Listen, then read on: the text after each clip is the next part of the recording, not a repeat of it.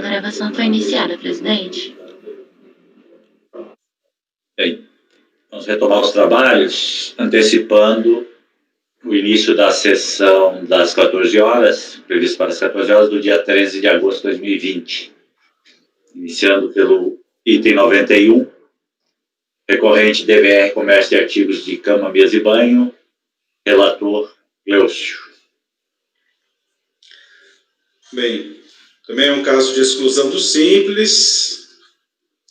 Trata-se de recurso voluntário interposto contra a decisão da 6ª turma da RJ de Porto Alegre, que julgou improcedente manifestação de inconformidade oferecida pela contribuinte. De acordo com o ADE reproduzido abaixo, folhas 11, a contribuinte foi excluída do Simples Nacional com efeitos retroativos a 1 de janeiro de 2015, porque, à época, possuía débitos tributários com exigibilidade não suspensa. Essa situação é causa da exclusão de ofício do contribuinte, nos termos do artigo 17, inciso 5 da Lei Complementar 123. Nesse sentido, tem-se os seguintes excertos do ADE, no que é essencial a compreensão da causa. E aqui eu reproduzo o ADE, que, na verdade, trata exatamente dessa hipótese de exclusão. Só queria chamar a atenção, presidente e colegas, para o que está disposto aqui no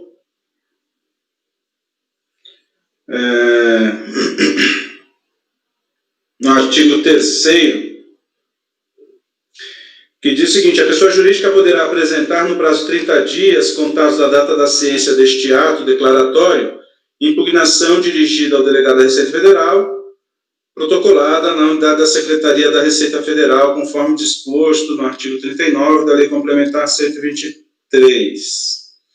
Não havendo apresentação de impugnação no prazo de que trata este artigo, a exclusão tornar-se-á definitiva. E tornar-se-á sem efeito a exclusão, caso a totalidade dos débitos da pessoa jurídica seja regularizada no prazo de 30 dias. É o artigo 4º aqui que eu queria chamar a atenção. Bem, prosseguindo minhas palavras agora, em 22 de 10 de 2014, a empresa ingressou com a impugnação de folhas 2, alegando basicamente que os débitos que teriam motivado a ADE eram resultado de erro nas DASN, as quais foram retificadas. Dos autos constam os PRDI de folhas 73 e 76, referente aos períodos de 2011 e 2012. Na sequência, o documento de folhas 82 e 87 esclarece que os débitos da recorrente ali discriminados referem-se a créditos tributários inscritos na dívida ativa da União, e que, em razão dos pedidos de revisão, parte dos créditos inscritos foi revista, remanescendo débitos que justificavam o prosseguimento da cobrança. De acordo com o documento de folhas 87, em 3 de 3 de 2016, a contribuinte pagou o crédito tributário inscrito na dívida ativa, o que é confirmado pelo parecer de folhas 99. Este parecer informa que o débito foi pago depois de acolhida parte do pedido de revisão. No entanto, isso não seria suficiente para alterar a exclusão da contribuinte do Simples, porque o pagamento não se deu dentro do prazo de 30 dias concedido pelo ADE. No ponto, esclarece o mencionado despacho. Analisando os documentos anexados pelo contribuinte, comparando-os com os dados registrados nos sistemas, pode-se constatar que o contribuinte foi cientificado do ADE número tal, pela via postal em 29 de 9 de 2014, tendo, a partir desta data, 30 dias para a regularização das pendências. Apresentou impugnação em 22 de 10 de 2014. A inscrição motivadora do ADE de exclusão foi objeto do processo de revisão número tal, no qual, após a correção dos débitos, restou saldo devedor. A sobredita inscrição teve seu valor reduzido, mas a cobrança mantida. A inscrição de número 3769, final 3769, foi regularizada através de pagamento realizado em 29 de 2 de 2016. Tendo em vista que não houve a regularização integral do débito motivador do ADE, até a data limite de 29/10/2014, 30 dias após a ciência, propõe, diz a DRF, a manutenção do ADE número tal e a consequente exclusão do Simples Nacional a partir de 1º de janeiro de 2015. Volto ao voto, ao relatório. Com base nesse entendimento, foi mantida a exclusão da contribuinte, conforme despacho de folha 100. O despacho esclareceu também que, contra essa decisão, caberia impugnação, no prazo de 30 dias para a DRJ Florianópolis. A contribuinte impugnou tal decisão, alegando ofensa aos princípios da razoabilidade e proporcionalidade. Sustentou também que o ADE era nulo, pois os débitos eram objeto de pedido de revisão perante a PGFN, sobre os quais, portanto, não existia um juízo de certeza. Por conseguinte, a impugnação contra o ADE suspendeu os efeitos do ato de exclusão exatamente por este motivo, folhas tais. Em sua decisão, a DRJ Porto Alegre manteve a validade do ADE por entender que, no caso, a impugnação apresentada pela contribuinte contra o ato de exclusão suspendeu somente os efeitos da própria exclusão. Quanto ao crédito tributário devido, o contribuinte deveria tê-lo pago integralmente dentro do prazo de 30 dias para que pudesse obstar os seus efeitos. Sobre as alegações de violação aos princípios da razoabilidade e proporcionalidade, invocou as limitações do processo administrativo para não poder apreciá-las. Inconformada, a empresa ingressou com recurso voluntário, praticamente reafirmando seus argumentos da manifestação de inconformidade. O processo foi distribuído para a minha relatoria e este é o relatório. Pode ir ao voto. Bom, a admissibilidade do recurso. O recurso é tempestivo, analisei as datas, não há nenhum problema. Competência também está atendida, regularidade processual. Assim, o recurso é tempestivo e preenche os requisitos de admissibilidade, razão pela qual deve ser conhecido. Mérito. Não foram arguidas preliminares de nulidade, razão pela qual passo a apreciar diretamente as questões de mérito. A questão central, conforme narrado nos fatos, reside na exclusão de ofício da recorrente do regime simples nacional, com fundamento no artigo 17, inciso 5, da Lei Complementar 123, conforme se verifica no ADE de folhas 11. O motivo da exclusão de ofício foi a existência de débitos com exigibilidade não suspensa, no momento da opção, o que viola a regra do inciso 5 do artigo 17 da Lei Complementar 123. Conforme restou esclarecido pelo parecer de folhas 99, a DRF Florianópolis, os débitos que motivaram a exclusão de ofício da contribuinte estavam inscritos na dívida ativa, sob o número tal. A inscrição estava sujeita a pedido de revisão de dívida inscrita, apresentado pela contribuinte perante a Procuradoria-Geral da Fazenda Nacional no processo número tal. Essa circunstância foi informada à DRF Florianópolis na impugnação interposta contra o ADE. Em que pese a narração dos fatos e fundamentação jurídica da impugnação não serem muito esclarecedoras sobre esses fatos, há que se relevar essa fragilidade, porque a impugnação não pode ser enxergada como um óbice ao direito do próprio contribuinte.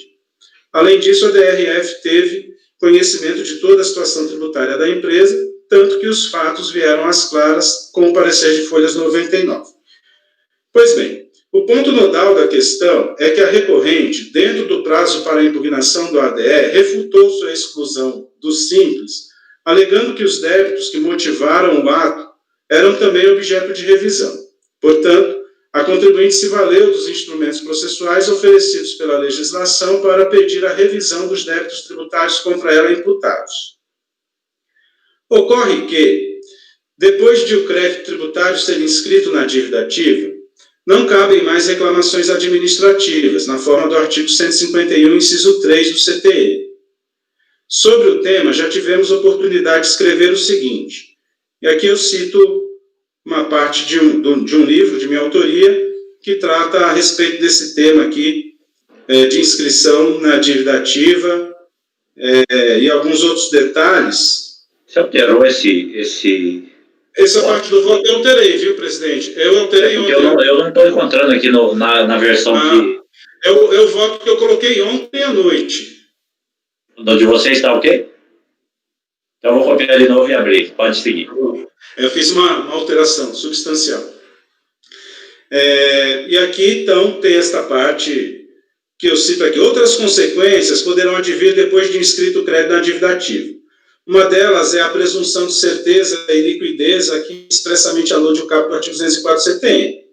A dívida regularmente inscrita goza da presunção de certeza e liquidez e tem o efeito de prova pré-constituída.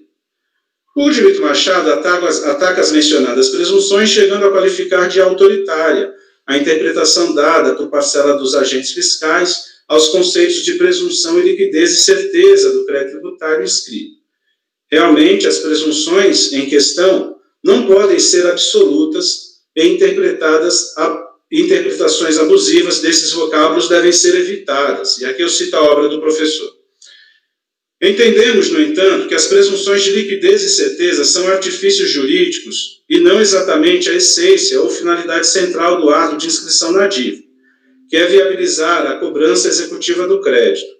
Caso a lei não mencionasse essas expressões, nem por isso o crédito tributário deixaria de ser exequível, pois o relevante nesse caso é a expedição do título executivo extrajudicial, que servirá de prova pré-constituída da dívida na execução fiscal. No direito tributário, as presunções de liquidez e certeza do crédito inscrito na dívida ativa constituem a suposição de que existiu procedimento ou processos administrativos válidos e findos, não mais cabendo discussões sobre o montante exigido. Nesse sentido, já entendeu o STJ, e aqui eu transcrevo uma decisão do STJ. No entanto, como toda suposição, as presunções de liquidez e certeza do crédito tributário, embora imbuídas de relevante juridicidade, são passíveis de contestações. Assim, poderá o interessado comprovar que o procedimento ou o processo de apuração do crédito não foram regulares. Poderá também sustentar que o crédito tributário não é exigível por outros fundamentos, tais como a inconstitucionalidade da lei que exige a obrigação tributária, a ilegitimidade do devedor ou nulidade no processo de apuração ou no próprio ato de inscrição na dívida. Volto agora ao texto do voto. Percebe-se que a inscrição na dívida ativa presume a certeza e liquidez do crédito. Tais presunções significam que o lançamento tributário foi realizado e se assegurou ao contribuinte o contraditório e a ampla defesa, com todos os recursos a ela inerentes.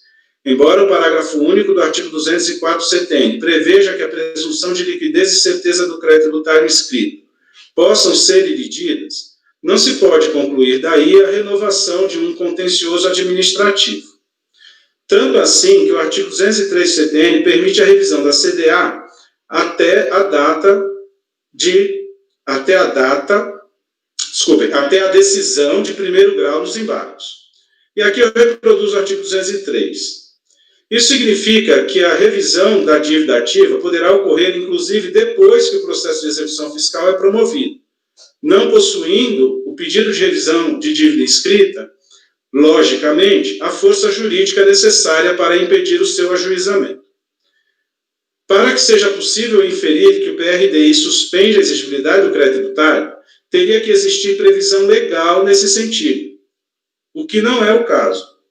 Nesse sentido, tem decidido o Superior Tribunal de Justiça. E aqui eu transcrevo um precedente do STJ, que no ponto específico, que é o item 3, diz o seguinte: em caso, o pedido de revisão do contribuinte foi apresentado após o lançamento definitivo, vale dizer, após a constituição definitiva do crédito tributário. O pedido de revisão de débito consolidado não se enquadra nas situações de suspensão de exigibilidade previstas no inciso 3 do artigo 151 do CTN, pois não se discute a certeza e a exigibilidade do crédito tributário, que já é certa. É vedado ao intérprete conferir interpretação extensiva às situações previstas em seu artigo 151, em obediência ao princípio da legalidade. Retorno ao meu texto. Registre-se que a portaria PGFN 33 de 2018 disciplina com mais detalhes o PRDI.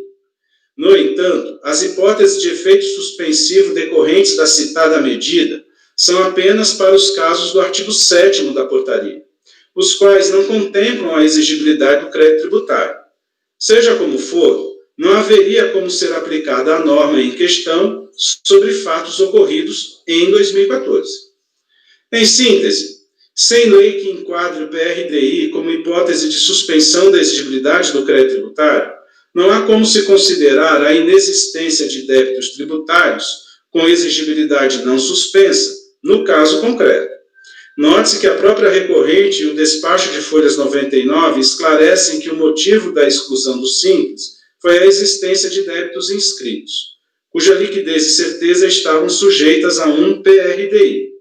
Em que pese a recorrente ter pago o crédito inscrito depois que a dívida inscrita foi parcialmente revista, isso não altera a legalidade do ato de exclusão, exatamente porque a quitação total do débito ocorreu 2 anos depois do ato. Diante do exposto, conheço do recurso e, no mérito, voto por negar provimento, mantendo-se a validade do ODR. Ok. Só uma observação, Cláudio, para efeito prático, assim, só para formalização. Quando você cita essas siglas, era interessante, pelo menos na primeira citação, dar o nome completo dela, porque o próprio PRDI aí, para mim, depois eu atirei que era o pedido de revisão, né, da dívida escrita. Mas porque nem sempre quem vai ler, né, tem a mesma, está acostumado com o jargão aí das siglas, ADES, RDI, DAU. Então, assim, na primeira citação, fazer um... Sim. Tá? Já estou fazendo aqui negando provimento, e não acatou essa tese da suspensão da exigibilidade. Interessante essa discussão que eu tinha visto. Eu também não, presidente. Eu realmente hesitei muito nesse caso. Eu acabei ontem fazendo um ajuste substancial no voto, que eu fui procurar precedentes no CAF, eu não encontrei, só encontrei no judiciário. E foi a decisão do judiciário que influenciou muito aqui na... Eu não sabia nem que tinha essa figura formal do pedido de revisão, assim. Achei que era uma coisa assim, podia suscitar uma revisão, mas não tinha um procedimento já pré-estabelecido. Tem agora a portaria 33, ela regulamenta com muitos detalhes o PRDI e, em alguns casos, ela prevê a suspensão dos efeitos. Mas, primeiro, que não se aplicaria para o caso concreto, que é de 2018, né, a portaria, e o caso é de 2014. Mas as hipóteses de suspensão não incluem a suspensão da exigibilidade do crédito. Eu achei interessante aqui, na sua citação do acordo do STJ, você não ter lido a parte final, que ele está como um obter dictum, que ele diz claramente só se aplica aos recursos e reclamações, e fala que interpretação diversa permitiria que, após a finalização do lançamento, pudesse o contribuinte suspender a exigibilidade do crédito com um simples pedido de revisão. Só isso aí, acho que mata realmente todo o processo tramitou, e aí ele entra com um pedido de revisão. Já está lá na inscrição, né? Alguém quer fazer alguma consideração, Mauritânia? Acontece que não é um simples pedido de revisão, esse da portaria 33, porque, inclusive, o contribuinte ele pode antecipar o oferecimento da garantia. Aí eu acho que não dá para, de forma genérica, afirmar que não haveria a suspensão da exigibilidade, porque uma vez apresentada a garantia, suspende, sim, a exigibilidade do crédito, suspende a inscrição no CADIM, o contribuinte tem direito à certidão positiva com efeito de negativa. Só que, no caso, não seria aplicado porque é anterior, né? E, pelo que foi relatado aqui, não teve essa espontaneidade no oferecimento da garantia, né? Mas o motivo seria a suspensão seria em face dessa antecipação da garantia. Exatamente, mas a portaria prevê essa possibilidade, sim. Mas, Mauritânia, são duas coisas, né? A antecipação da garantia é uma das hipóteses, né, que o contribuinte tem à sua disposição depois da inscrição na dívida ativa. A segunda é o PRDI. E o PRDI não necessariamente prevê a antecipação da garantia, porque o contribuinte pode alegar erros formais, né, que ele já pagou a dívida, entre outras coisas. Exato, só que se ele, juntamente com o PRDI, promove a antecipação da garantia nos termos da portaria 33, suspende a exigibilidade do crédito. Sim, mas Tanto é que essa garantia depois ela já pode ir para a execução fiscal. Mas aí ela é garantia. O Flávio tá doido para entrar no debate. Volta na minha ressalva. Eu não concordo, mas garantia não é suspensão da exigibilidade do crédito tributário nos termos 5.1. Depósito integral, sim, mas garantia, hoje, com o entendimento do STJ, depois a gente vai discutir sobre isso, ela não suspende a exigibilidade.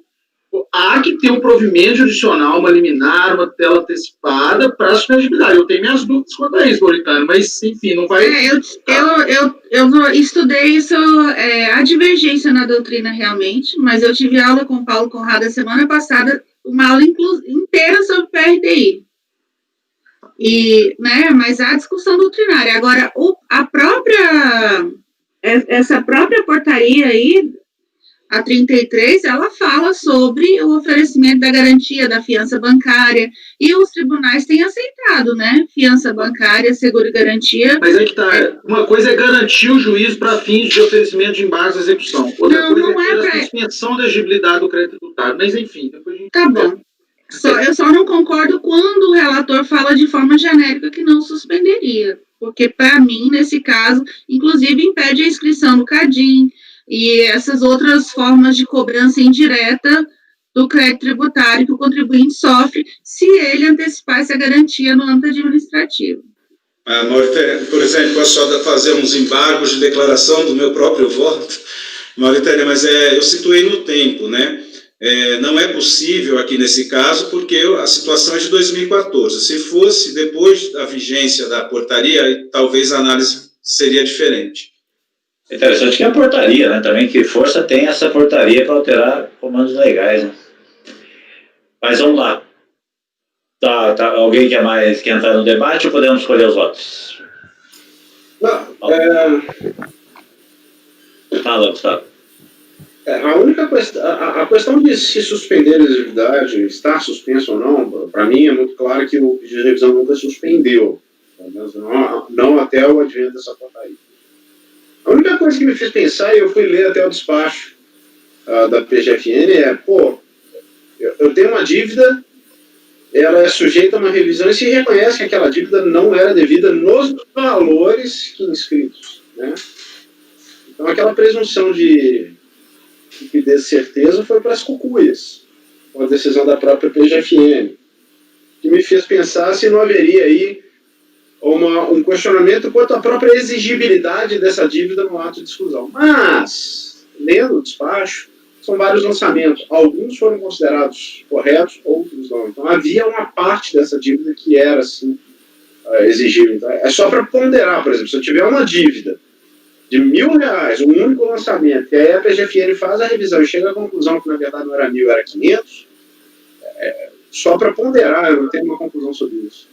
Eu me pergunto se haveria exigibilidade, não suspensão da exigibilidade. Se essa dívida seria exigível, de fato, né, como reconhecimento pela própria PGFN que aquele valor escrito estava errado. Paulo? Eu acompanho o relator. Gustavo? Podia ter falado isso tudo agora, né? Acompanha o relator. Ricardo? Relator. Ricardo, você botou ou você estava desligado? Acompanho o relator, acho que não sei se eu não ouvi, não sei, também eu estou tá muito barulho aqui na minha rua hoje, o trânsito está... Está ouvindo? Estou. Eu acompanho o relator. Obrigado. Flávio. Com o relator, presidente. André. Acompanho o relator, presidente. Mauritânia. Acompanhe, presidente. Também vou acompanhar, então, por unanimidade de votos, negar provimento ao recurso.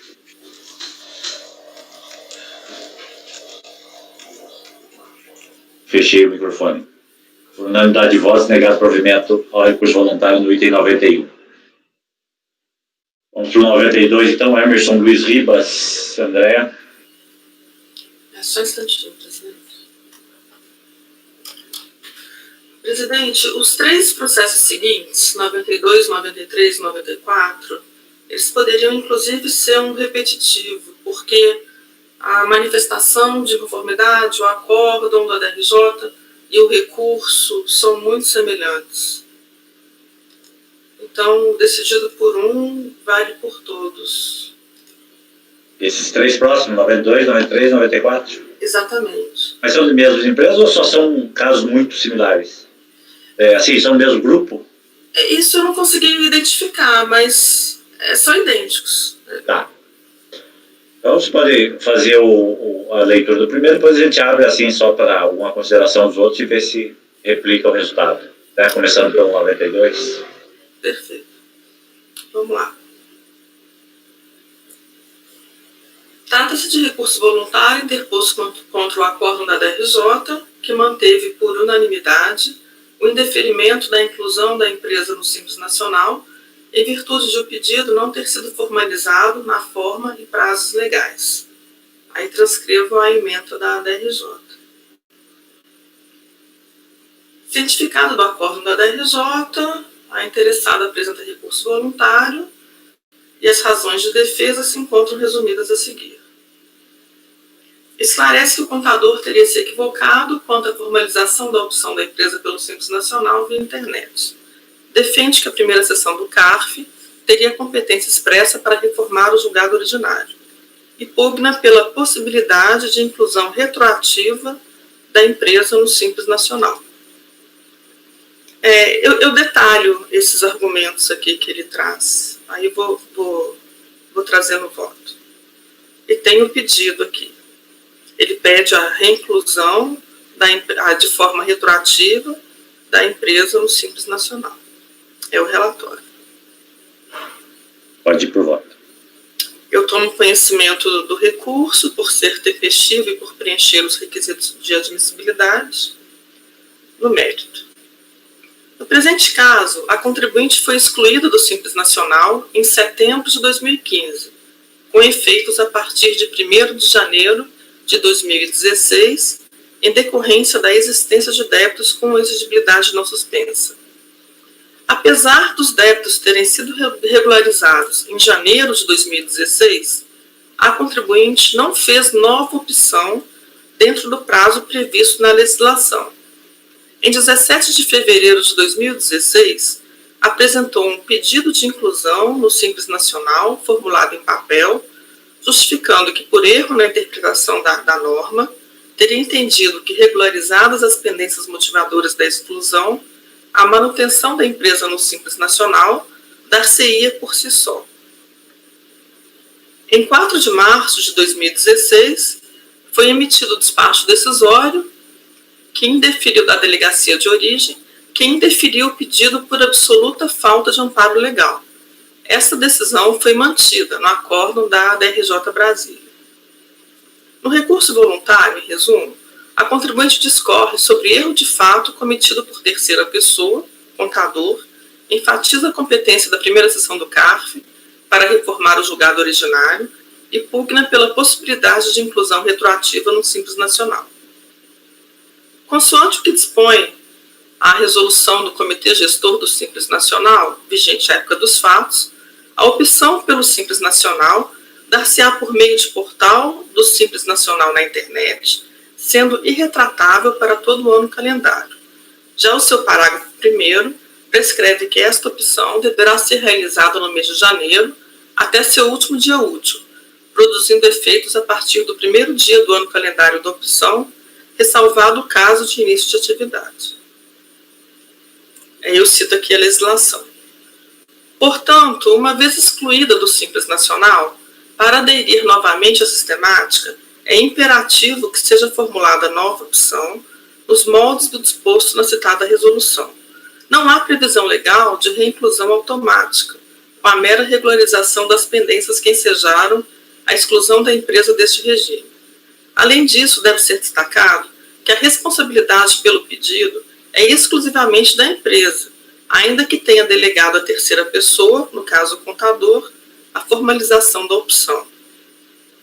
Em relação ao ato declaratório interpretativo SRF número 16, de 2 de outubro de 2002, mencionado pela contribuinte, este se aplica ao Simples Federal, instituído pela Lei nº 9.317 de 96, regime diverso do pleiteado pela empresa, que foi a inclusão na sistemática do Simples Nacional. O artigo 108 do CTN, que trata da interpretação e integração da legislação tributária, por sua vez, também não se aplica ao presente caso, tendo em vista que há previsão legal expressa sobre a forma de se fazer a opção pelo Simples Nacional. De fato, como o indeferimento do pedido foi feito conforme a legislação de regência em vigor, não compete ao órgão de julgamento administrativo deixar de aplicar o disposto na lei vigente, nem examinar o caso à luz dos princípios constitucionais invocados pela interessada. Com efeito, como a atividade fiscal é vinculada e obrigatória, sob pena de responsabilidade, deverá a autoridade tributária e ao julgador administrativo cumprir rigorosamente o que tiver sido determinado nos atos legais e normativos vigentes, não lhe sendo permitida a utilização de discricionariedade.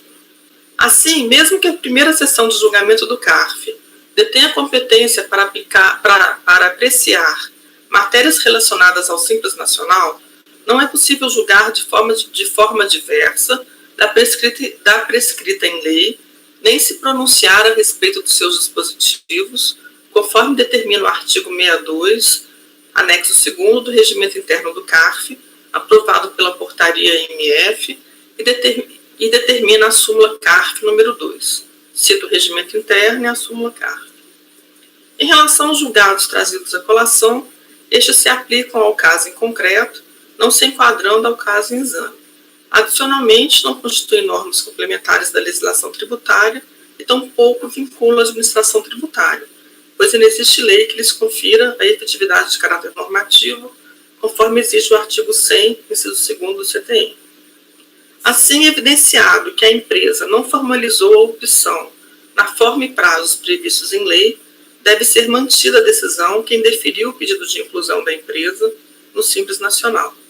Diante do exposto, voto por negar provimento ao recurso voluntário. Como voto.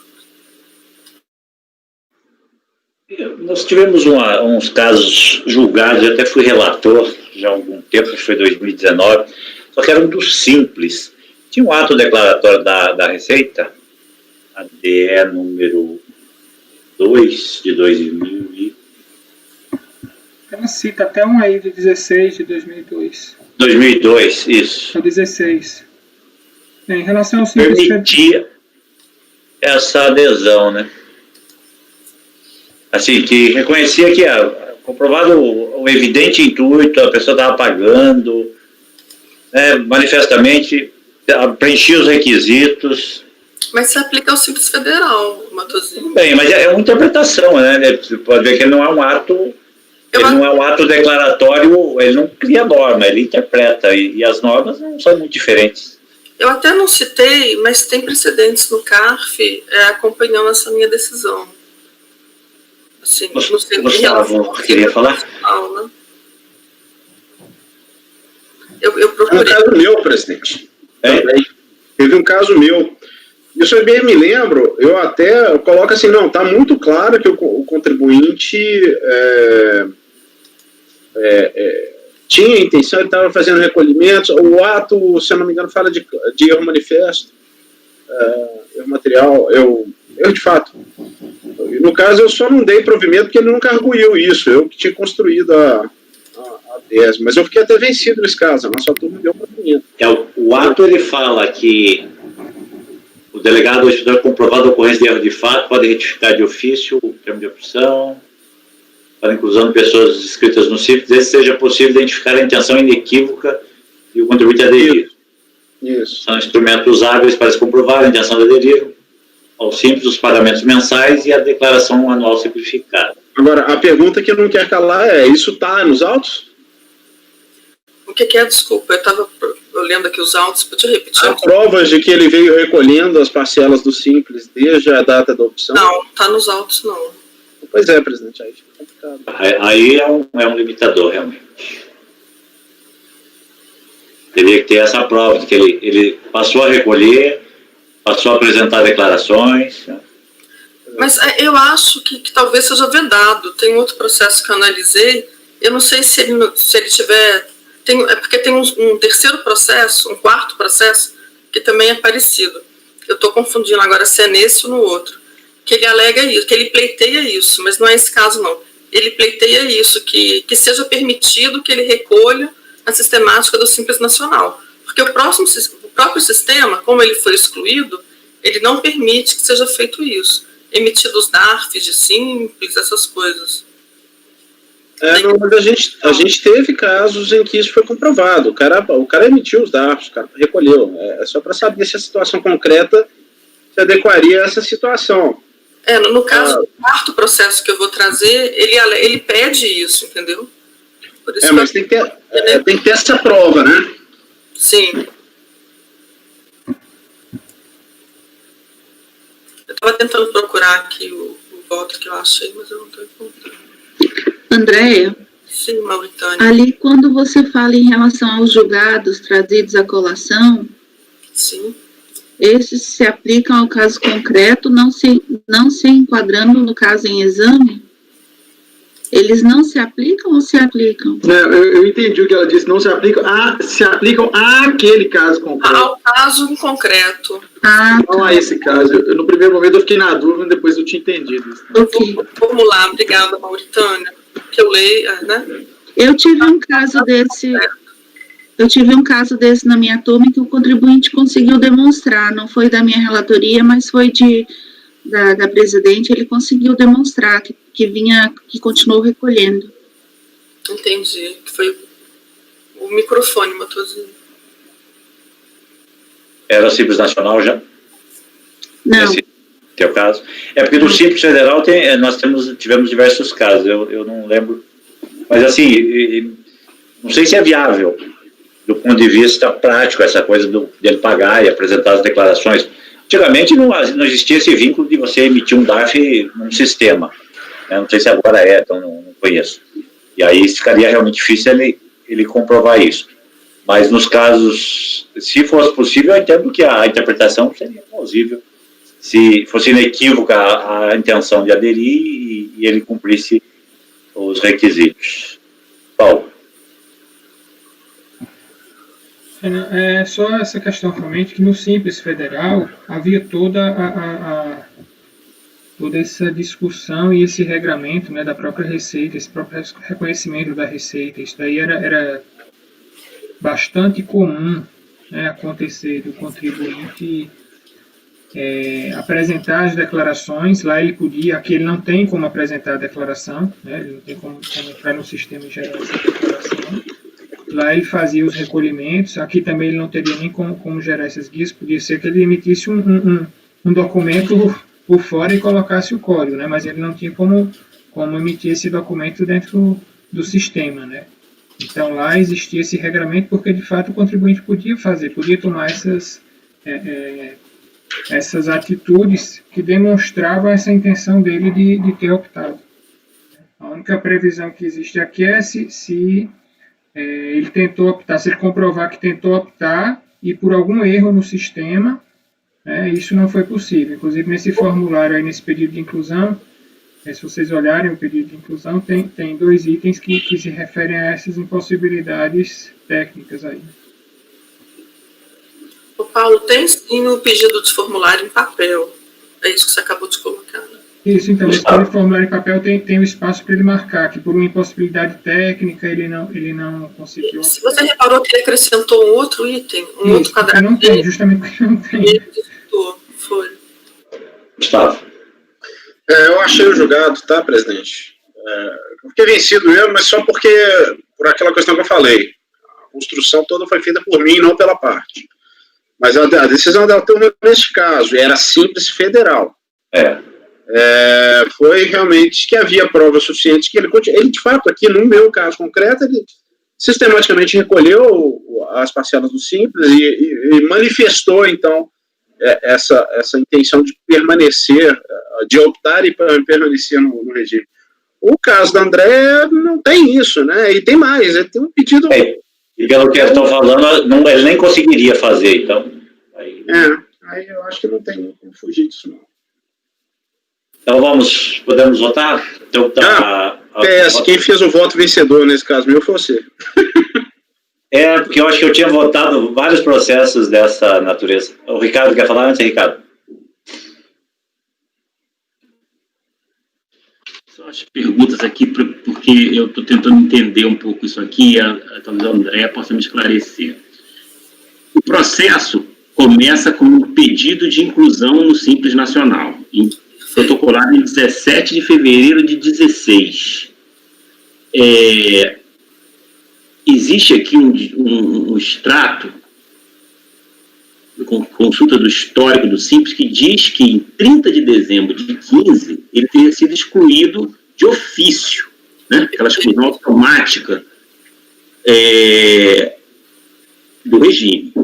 Então teve uma exclusão de ofício e um pedido de inclusão em 17 de fevereiro, ou seja, mais de 30 dias. Então, até mesmo se a gente utilizasse aquele entendimento que nós, na sessão passada, acho, nós ampliamos, né, seguimos o entendimento também da Casa, no sentido de que esse tipo de exclusão de ofício também cabe a análise por parte do contencioso administrativo, ou seja, no âmbito do PAF. Se a gente tentasse aplicar isso, esse distância entre essa exclusão automática, que eu não sei qual é a data da ciência, não sei como é que funciona, me lembro. Não, Ricardo, é que não é um objeto desse processo. Não, mas eu quero entender o seguinte, se ele faz um pedido administrativo de inclusão. O que aconteceu? A DRJ analisou a negativa dessa inclusão como...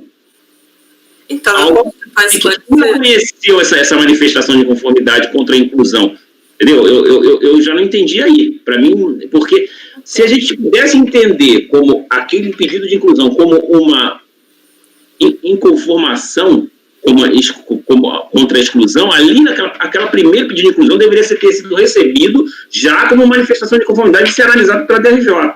Agora eu não estou entendendo. Então, porque você tem a inclusão, o pedido de inclusão, e depois você tem a negativa desse pedido de inclusão, e depois você tem a manifestação de inconformidade, e ela é aceita pela DRJ. A gente está na competência, a análise desse pedido de inclusão. Eu sei que teve esse caso do Simples Federal, na época até estranhei, mas era federal, e acho que vocês comentaram que tinha aí uma normativa. Eu acho que do nacional, Ricardo, a gente já decidiu dessa maneira, e acho que teve essa discussão, e o Paulo acho que pesquisou, foi recente agora, né? 2 ou 3 sessões atrás. Eu fiz declaração de voto, e o Paulinho achou tem um ato, né? Um ato específico, interpretativo. Então, Ricardo, é exatamente isso. O que aconteceu? Ele foi excluído por meio de ADE por existência de débito não regularizado no ano anterior. Só que a vigência seria a partir de 1º de janeiro do ano seguinte. Ele não se manifestou. Então, essa exclusão aconteceu. Pelo menos aqui nos autos não tem essa informação. Essa exclusão, então, aconteceu. Mas a vigência é janeiro do ano seguinte. Então, se ele regularizou até os débitos em janeiro, até 31 de janeiro. O que ele não fez, como a exclusão ocorreu, se ele tivesse contestado a ADE...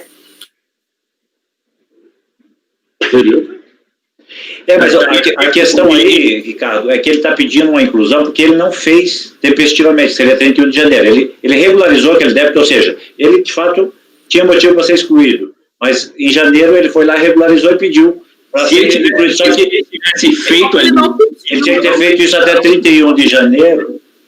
Isso. Se ele tivesse feito a manifestação de inconformidade contra a exclusão, uma vez que ele cumpriu os 30 dias... Não, também não daria certo, Ricardo. Também não daria certo, porque o débito...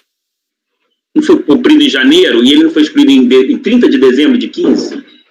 Aqui a André diz que é setembro. É o efeito, isso é só o efeito. Setembro. É o efeito, entendeu? Oi? É só o efeito que é 31 de dezembro, porque assim essa exclusão por débito ela só vale a partir do ano calendário subsequente. Então, ele foi excluído em 2015.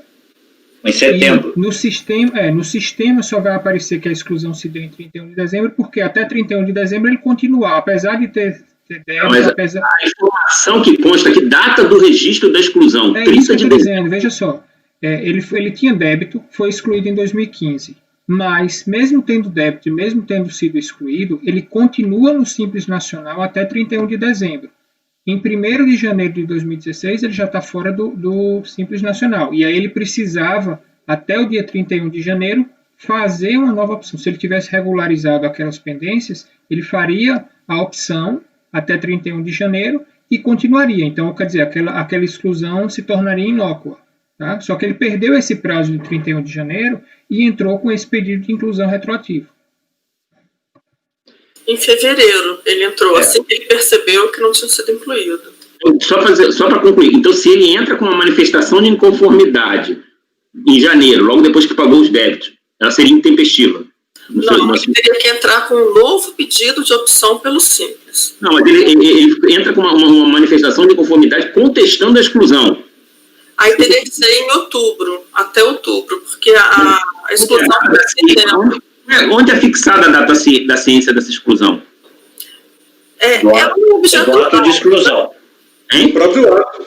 Tem que ser no ato de exclusão. Se o ato foi em setembro, ele deveria ter sido... Tem essa data? O próprio ato diz que é 30 dias para impugnar, Ricardo. No próprio ato vem. Sim, mas a ciência, como é que ele faz a ciência dessa exclusão automática? Isso que eu estou querendo entender.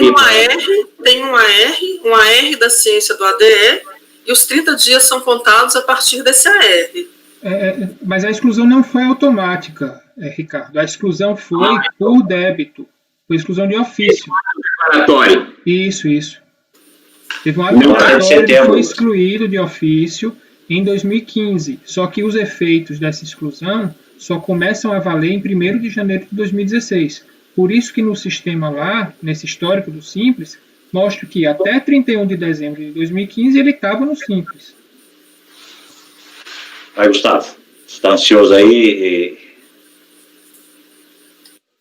Só ligar o microfone.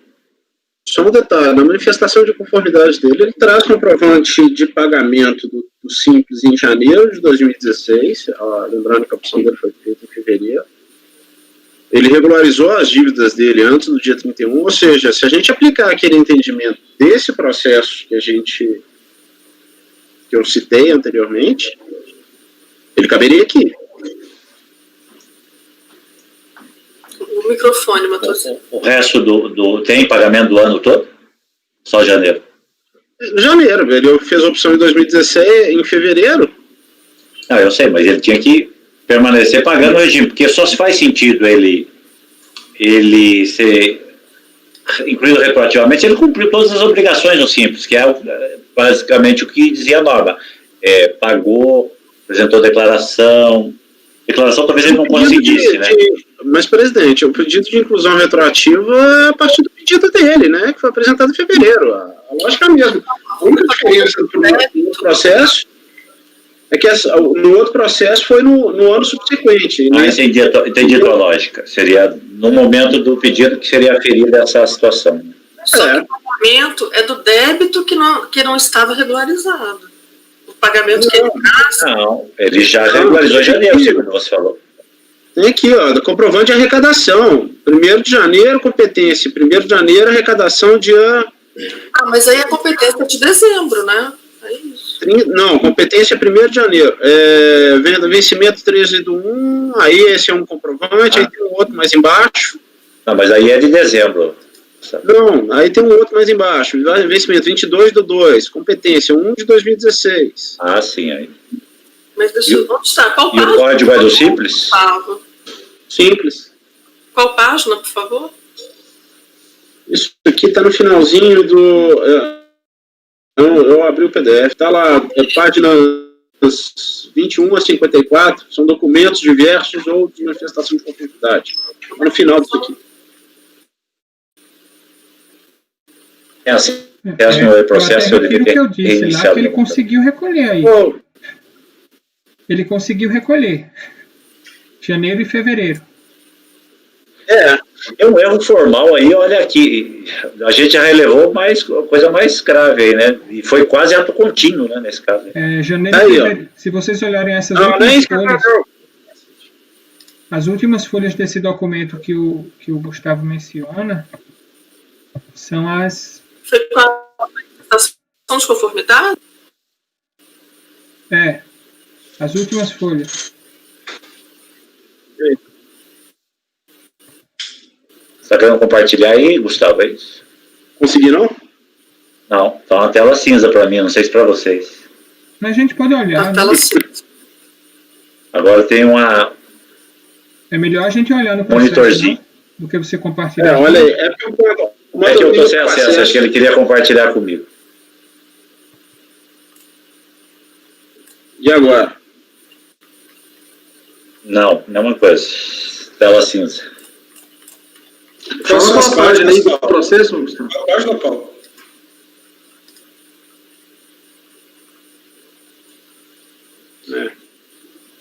Fechado, Paulo. Esse documento de folhas 21 a 54, que tem aí manifestação de inconformidade, são as últimas folhas.